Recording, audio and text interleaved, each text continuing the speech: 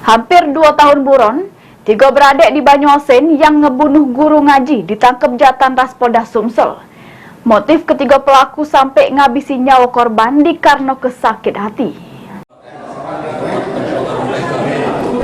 Kasus pembunuhan Erik Septian, guru ngaji di Talang Kelapo Banyuasin, yang terjadi pada Maret 2020 yang lewat terungkap sesudah anggota unit 1 Jatan Ras Polda Sumsel berhasil menangkap 3 pelakunya di Bengkulu sama Jambi.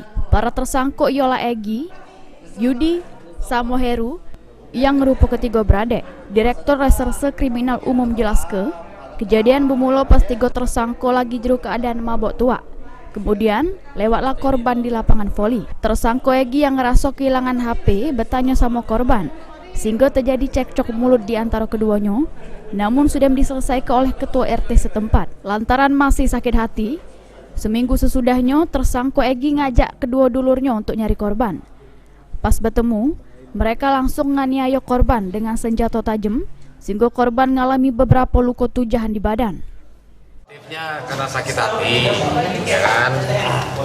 Waktu mereka memabukkan, saudara Egi ini bertanya dengan korban dan kawan yang lagi duduk-duduk, gitu ya.